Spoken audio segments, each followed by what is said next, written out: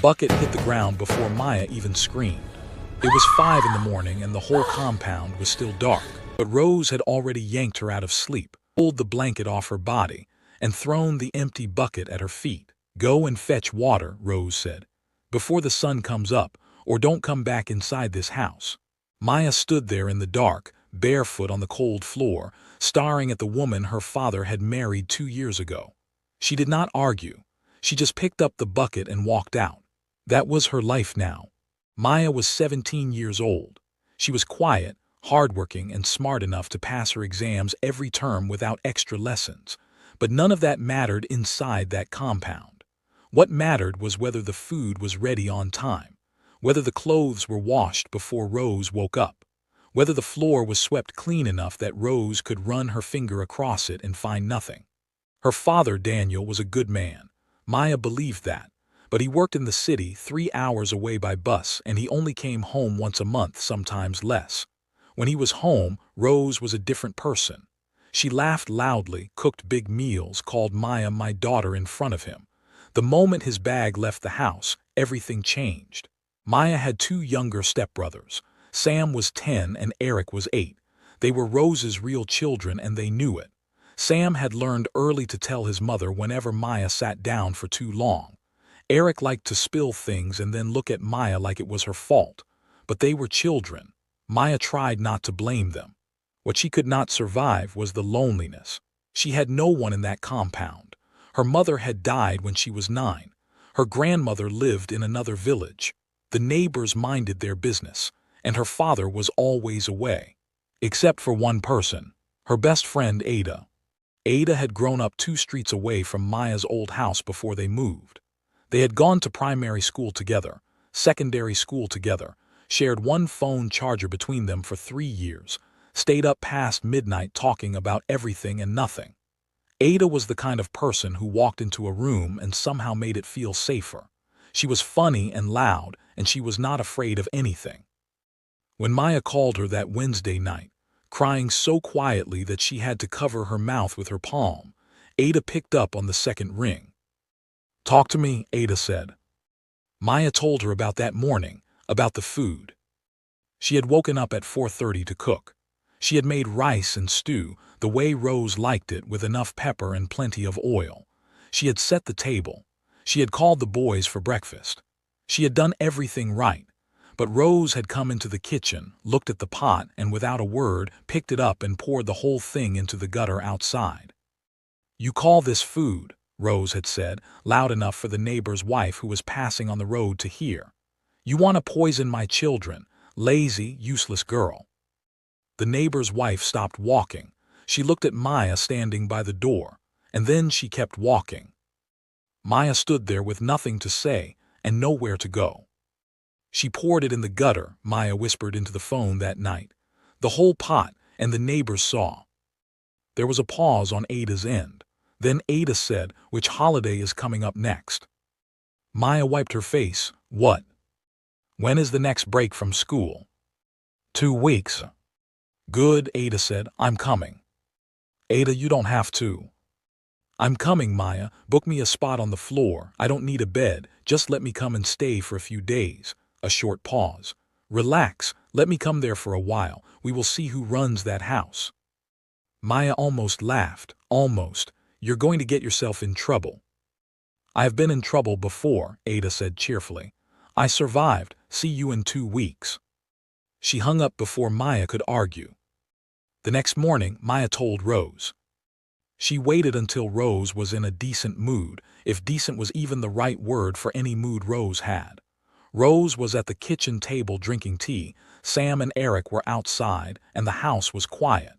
Maya stood at the kitchen door and said, "My friend is coming to visit during the holiday. She'll stay for a few days." Rose put down her cup slowly. She looked at Maya the way she looked at a stain on the wall. "Your friend?" "Yes." "Who gave you permission to invite someone into this house?" Maya held the door frame. "She's my guest. I just wanted to let you know in advance." Rose stood up. "This is my house. You don't invite people here without asking me first. What is wrong with you? You have no home training at all." "I'm telling you now," Maya said quietly. Tell her not to come. She's already made plans. Rose crossed the kitchen in 3 steps. She stopped very close to Maya, close enough that Maya could smell the tea on her breath. You think because your father pays the rent you can do whatever you want. You are a child with no mother and no sense. If your friend sets foot in this compound, she will work like everyone else. And if she gives me any trouble, I will send both of you out. Maya did not move. She did not speak. She just waited until Rose was finished, then said, "I'll let her know when to arrive," and walked back to her room. Her hands were shaking when she closed the door, but she had not backed down. That was new. Those 2 weeks passed the way bad weeks do, slowly, and with more suffering than usual. Rose seemed to sense something had shifted, and she did not like it. She doubled the morning chores. She sent Maya to the stream to wash clothes even on days when the tap was working. She called her stupid in front of the boys so many times that Eric started using the word too, and Maya had to leave the room before she said something she could not take back. On the Thursday of the first week, Rose made Maya rewash a basket of clothes because she said they still smelled. Maya stood at the stream in the hot afternoon sun and washed them a second time. Her hands were raw. A woman from the other side of the stream watched her for a moment and said, "That woman works you too hard, my daughter." Then she walked away with her own basket, and that was the end of it. On the Friday of the second week, Rose told Maya that her room was too small for a visitor. "Your friend can sleep in the store," she said. The store was a small room at the back with no window and bags of rice on the floor. Maya said, "She'll sleep in my room." Her heart was beating fast when she said it. Rose stared at her. "What did you say?" "She'll sleep in my room," Maya said again. "On the floor, I'll give her my mat." Rose looked at her for a long moment. Then she walked away. Maya leaned against the wall and breathed slowly until her heart calmed down. It was a small thing, but it was the first time in 2 years she had held a line twice in the same month. She kept the phone call in her mind like a small fire.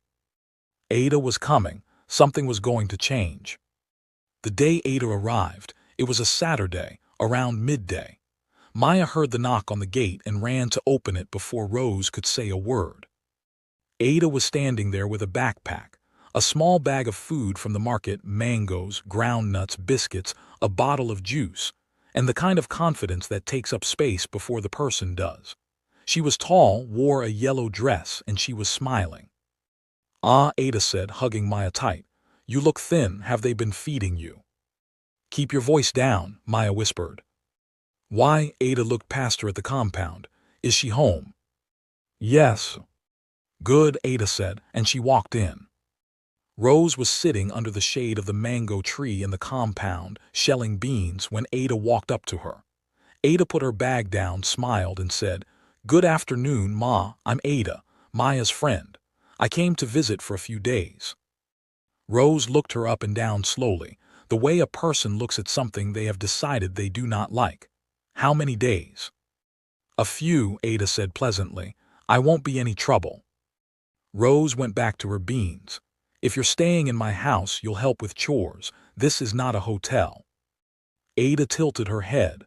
"I came to visit my friend," she said, still smiling. "Not to apply for housemaid work, but thank you for letting me stay." She picked up her bag and followed Maya inside before Rose could respond.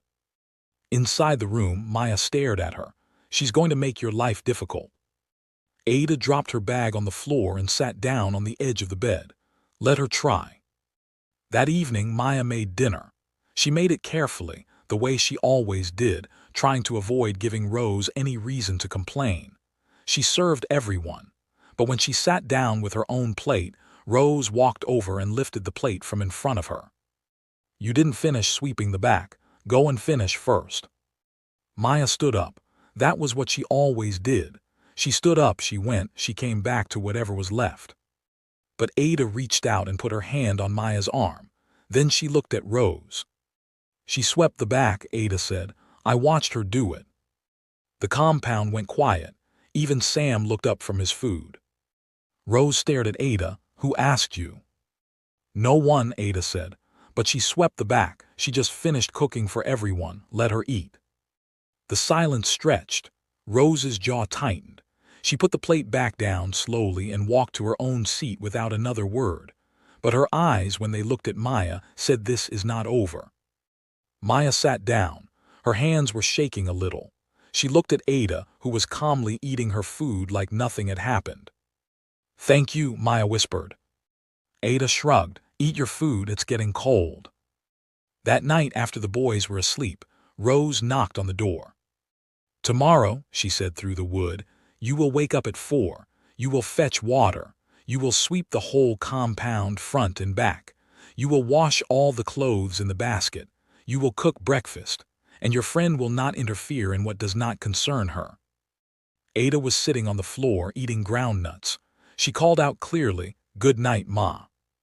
There was a long pause, then footsteps walking away. Maya pressed her back against the wall. "She's going to make it worse." "She's already been making it worse," Ada said. "For how long? 2 years. And what happened?" She held out the bag of ground nuts. "Take some." Maya took some. The next morning, Sunday, Rose increased the workload exactly as she had promised. The water basket had twice as many clothes in it as usual. Maya counted. Some of the clothes were Rose's good outfits that had not even been worn, just added to the pile. Maya carried the first bucket to the back without complaining. Ada followed her. Rose came out to watch, leaning against the wall with her arms folded. "Your friend should help," Rose said to Maya. "She's eating my food and sleeping under my roof." "She's my guest," Maya said quietly. "Guest?" Rose laughed, sharp and short. "You're a visitor yourself in this house. You don't invite guests. You don't own anything here." Something moved in Maya's chest. A familiar tightening she had learned to swallow. She looked down at the clothes. Ada took out her phone. Rose did not notice immediately. She was still talking, her voice rising, running through the list of everything Maya had failed to do, everything Maya was, everything Maya was not. The boys were watching from the doorway. A woman from the next compound had heard the noise and was standing near the fence, pretending to look at something else. "You are useless," Rose said. "Just like your useless mother. You couldn't even keep your father here. He ran away because of you." "Continue," Ada said quietly. She held up the phone a little higher. "I'm listening." Rose stopped. She looked at the phone. "What are you doing?" "Recording," Ada said simply. "Continue what you were saying about her mother." Rose's face changed. "Turn that off." "I don't think so." "Turn it off right now, or I'll throw it on the ground." Ada looked directly at her. "Try." The word was not loud. It was not rude. It was just very calm. And that calmness was more frightening than shouting. Rose looked at the phone. She looked at Ada. She looked at the neighbor's wife by the fence, who had now stopped pretending. Then she turned and walked back inside. The door closed. Maya stood very still with a wet cloth in her hands. The compound was quiet except for the sound of water dripping from the basket. "Did you actually record that?" she finally asked. "From the part about your mother," Ada said. She put the phone in her pocket. "Go and hang those clothes, I'll help you." They worked side by side and did not speak much. But Maya kept looking at her friend, this person who had come all this way with her backpack and her mangoes and her unshakable nerve, and she felt something in her chest loosen. A knot she had been carrying for 2 years without knowing it was there. Monday came, and something had shifted in the house. Rose was quieter. She still gave orders, but she did not shout them. She gave Maya chores, but they were the normal ones, not the punishing kind. She watched Ada the way a person watches something they cannot figure out. Ada behaved as if nothing had happened. She sat in the compound and ate mangoes. She helped Maya peel vegetables. She played a game with Eric that had him laughing so hard he fell off the step, and Rose watching from the window with a look on her face that was impossible to read. At night, Ada showed Maya the videos. There were 3 of them recorded at different moments.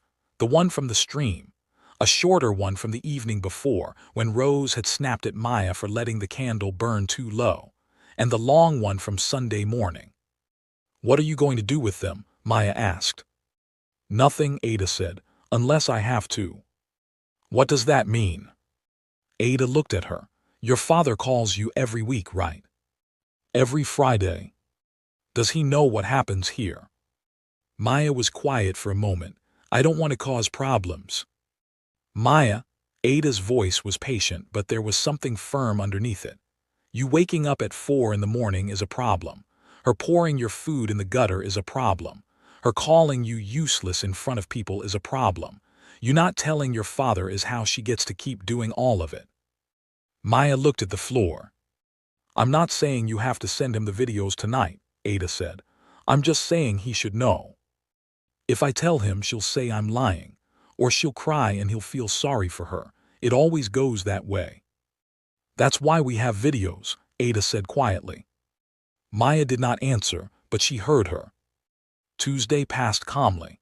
Wednesday was the day everything broke open. It started in the late afternoon. Maya had been at the neighbor's house briefly, borrowing a cup of sugar. When she came back, Rose was at the gate. You left the house without telling me, Rose said. I was just at Mama Kemi's. You left without telling me. In this house you ask permission. Maya felt her jaw tighten. I'm 17, not 7. The words came out before she could stop them. They surprised her. They surprised Rose. Rose stepped close. What did you just say to me? I said I'm 17. I went to borrow sugar. I was gone for 10 minutes. You want to be rude to me in my own house. It's not your house, Maya said. Her voice was quiet, but it was steady. It's my father's house. Rose raised her hand. Ada appeared in the doorway.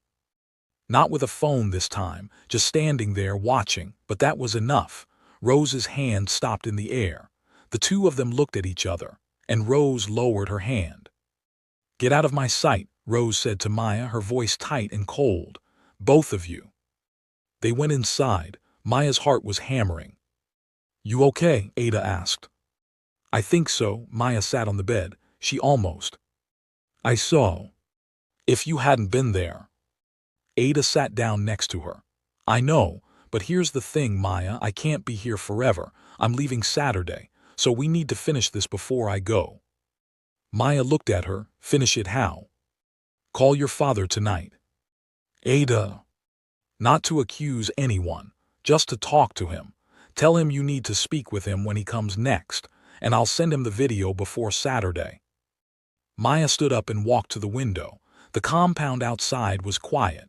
Eric was drawing in the dirt with a stick. Sam was reading under the tree. Rose was nowhere in sight.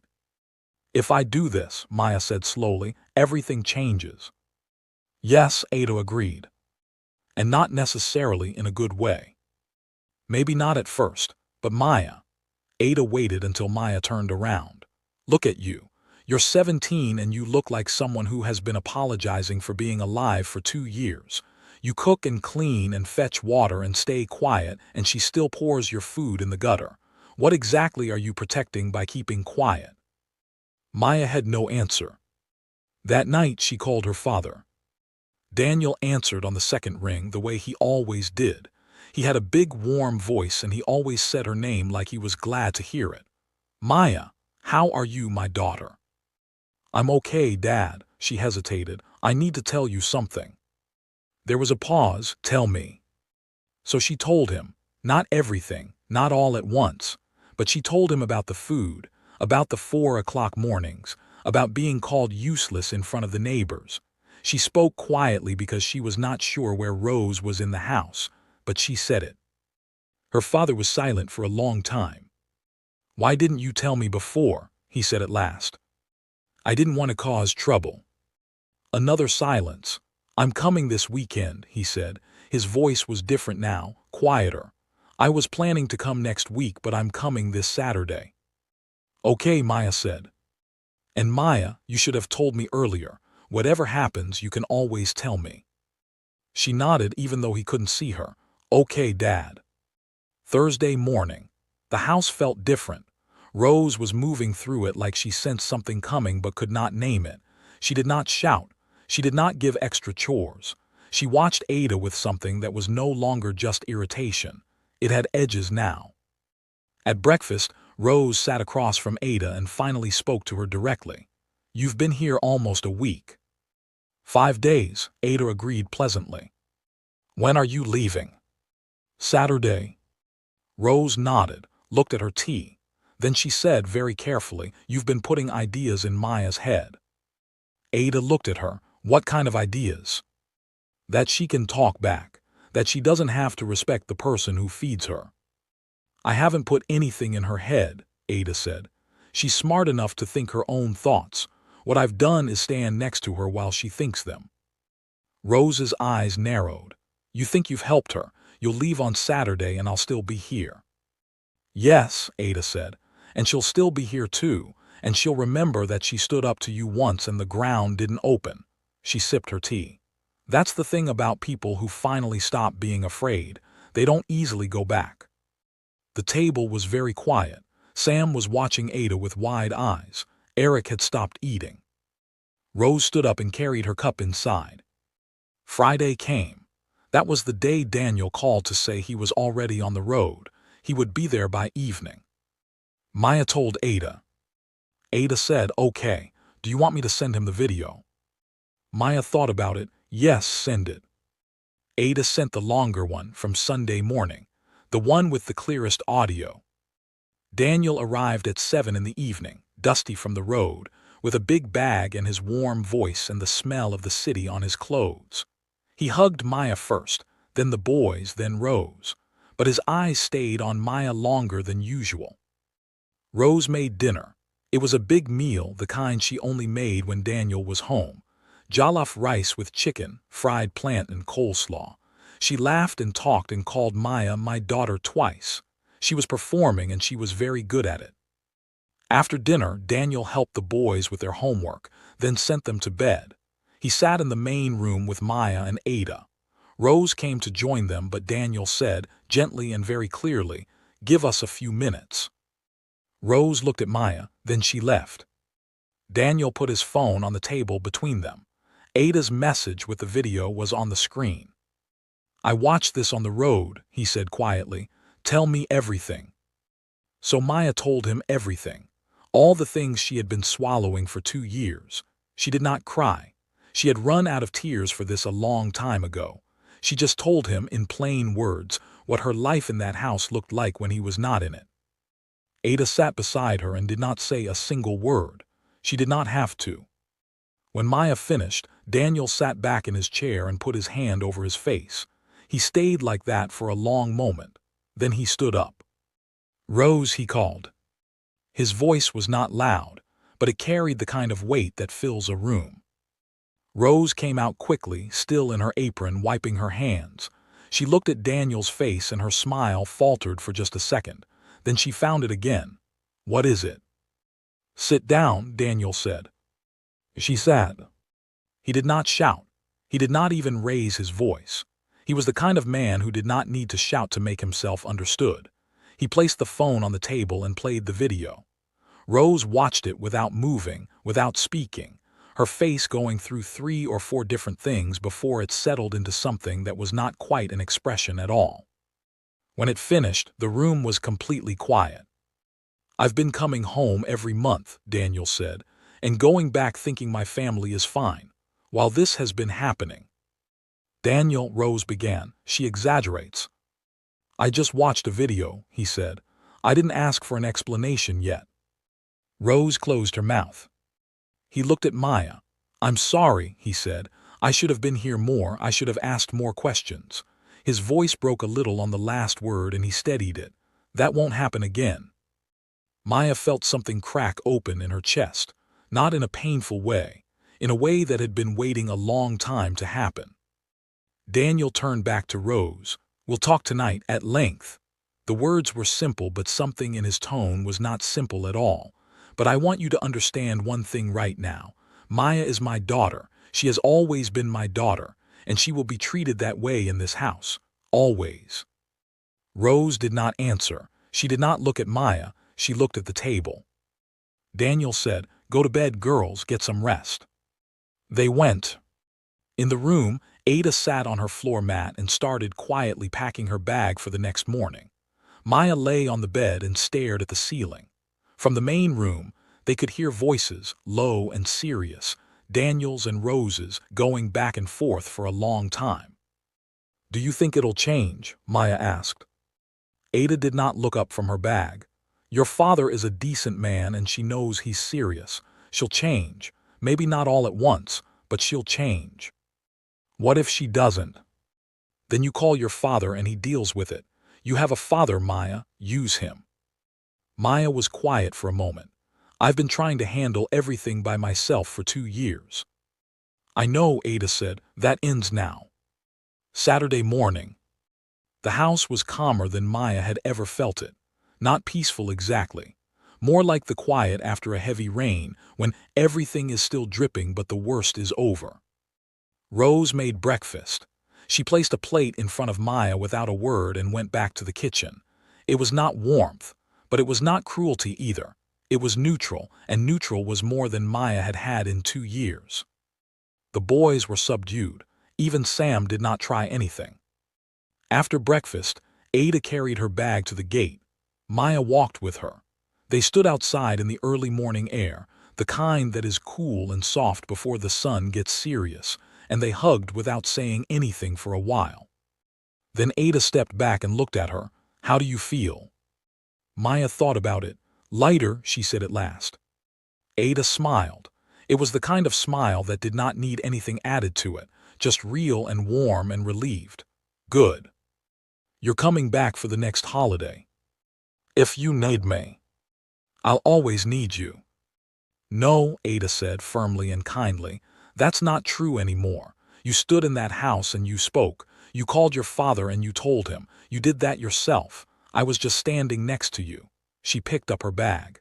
"You don't need me to be brave, Maya. You just needed to remember that you already were." The bus was coming down the road. Ada flagged it down, squeezed Maya's hand once and climbed on. Maya stood at the gate and watched the bus until it was gone. Then she turned and walked back into the compound. Her head was up. Her shoulders were back. The compound looked exactly the same, the mango tree, the water drum, the worn patches on the ground, but she moved through it differently now. Rose was in the kitchen, washing the breakfast plates. She heard Maya come in. She did not turn around, but her shoulders stiffened slightly. Maya walked to the kitchen door and stood there for a moment. "I'm going to go study," she said. "I'll make lunch at noon." Rose said nothing, but she nodded. Maya went to her room and sat down. She sat at her small desk, pulled her books close, and for the first time in a long time, she was able to read without a low hum of dread behind her eyes. The house was quiet.